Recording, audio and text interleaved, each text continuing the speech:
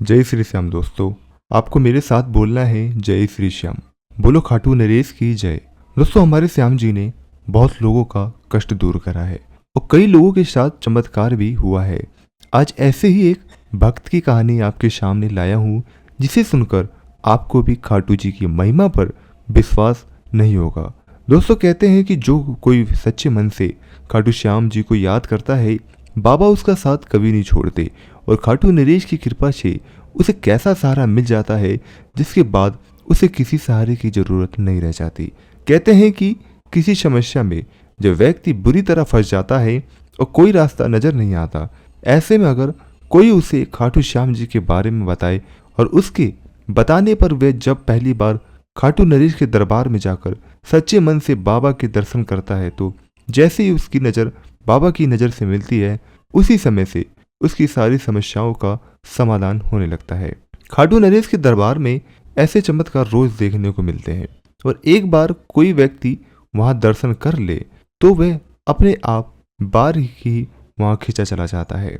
तो आज हम आपको एक ऐसे ही चमत्कार की सच्ची घटना सुनाने जा रहे हैं। तो दोस्तों, आप सभी का एक बार फिर से स्वागत है।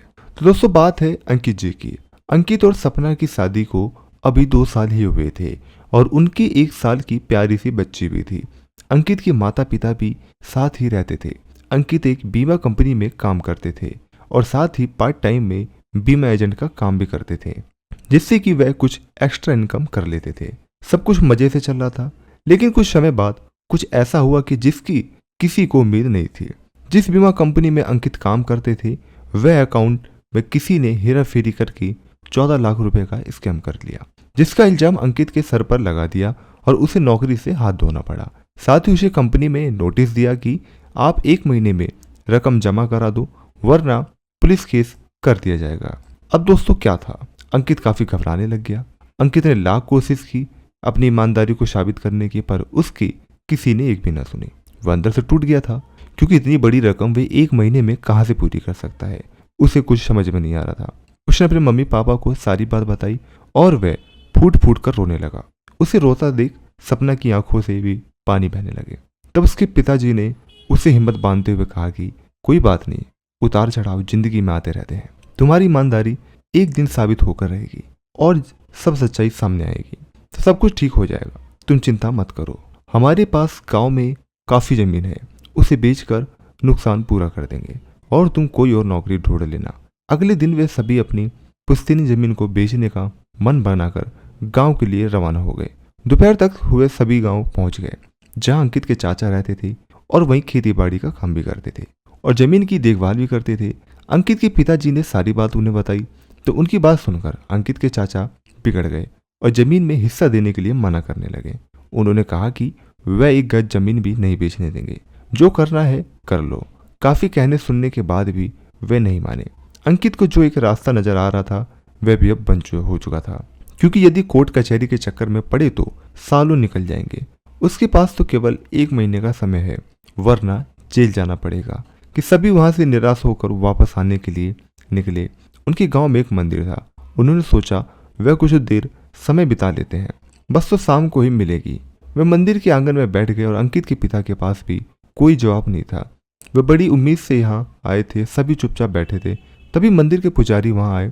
वह अंकित के पिताजी को अच्छे से जानते थे। उनके पूछने पर अंकित के पिता ने सारी बात बता दी। तब पुजारी जी ने कहा, आप मेरे कहने पे यहाँ से सीधे खाटू श्याम जी के मंदिर चले जाइए, वही हारे के सहारे हैं। उनके दर्शन करने से आपके सारे कष्ट मिट जाएंगे। इस बात को सुनकर अंकित बोला, पुजारी जी, मेरी किस्मत ही खराब है। अभी भी तो हम मंदिर में ही बैठे हैं। भगवान को कुछ करना सुलभता तो यही कर देते। अब कुछ नहीं हो सकता, मुझे जेल जाकर ही सजा काटनी पड़ेगी, तभी इस सब से पीछा छूटेगा। ऐसा कहकर अंकित की आंखें नम हो गई और आंसू बहने लगे।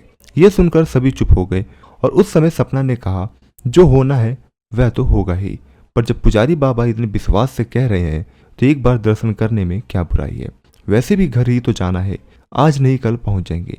बाकी सभी ने सपना की बात का समर्थन किया, पर अंकित इतना डर चुका था कि उसे किसी पर यकीन करने का मन नहीं कर रहा था। उसके पिता ने कहा, ठीक है, हम सब खाटू श्याम जी के दर्शन करने अवश्य जाएंगे, उसके बाद ही घर जाएंगे। वे सभी बस से पूरी रात सफर करके सुबह खाटू धाम के लिए पहुंच गए। वहां एक धर्मशाला में रुके और नहा धोकर मंदिर पहुंच गए। 1 घंटे लाइन में लगने के बाद बाबा के श्याम ने पहुंचे और बाबा के सामने पहुंचते ही सबकी आंखों से आंसू बहने लगे।